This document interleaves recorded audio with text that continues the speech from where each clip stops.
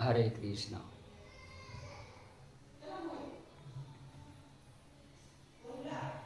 इस समय शांति प्राप्त करने के लिए सभी लोग उद्यम कर रहे हैं, लेकिन शांति प्राप्त करने का जो सूत्र भगवान ने अर्जुन को बताए हैं श्रीमद् भगवद गीता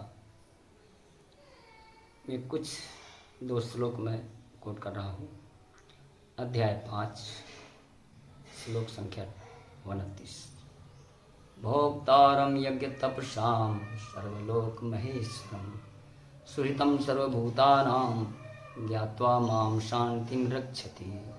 हे अर्जुन, मुझे समस्त यज्ञों तथा तपस्याओं का भोक्ता, समस्त लोकों तथा देवताओं का परमेश्वर एवं समस्त जीवों का हितैषी जानकर जो मेरे भावनापूर्ण से पूरित होते हैं, वे इस भौतिक जगत में रहते हुए भी शांति का लाभ कर सकते हैं। कितना सुंदर श्लोक भगवान ने बताया है कि सभी जीवों का हितैषी परम श्री भगवान हैं, ये हमको जानना चाहिए। और ये जानने के बाद हम शांति प्राप्त कर सकते हैं। सभी लोगों के स्वामी हैं, समस्त।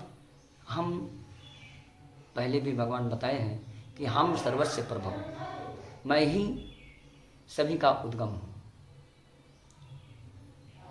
भगवान के शरण में जाने से,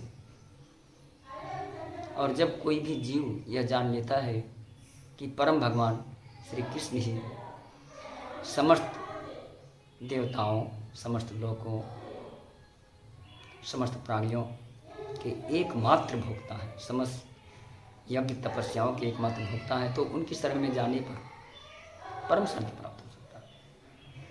उनके शरण में जाने से, उनकी सेवा करने से हमारा कल्याण होगा। दूसरे श्लोक में भगवान अध्याय 12 श्लोक संख्या 12 में बताते हैं, श्रेयो हि ज्ञानम अभ्यासात् ज्ञानात् ध्यानं विशिष्यते ध्यानात् कर्म फल त्यागः त्यागात् शांतिरनंतरम। हे अर्जुन, श्रेयो हि ज्ञानम अभ्यासात्, अभ्यास की अपेक्षा ज्ञान श्रेष्ठ है। ज्ञानात् ध्यानं विशिष्यते, ज्ञान की अपेक्षा ध्यान श्रेष्ठ है।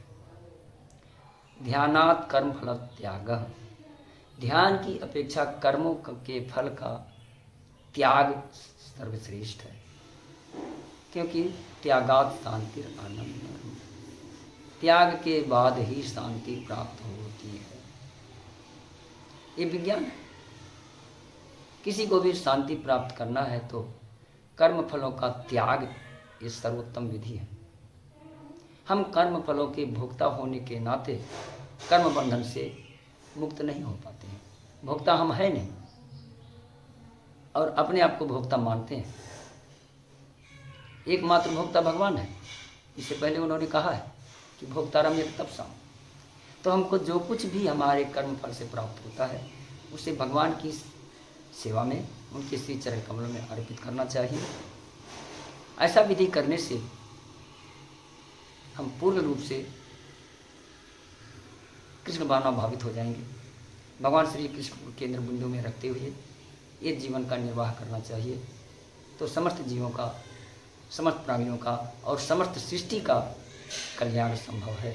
उनको शांति प्राप्त होगी। हरे कृष्ण।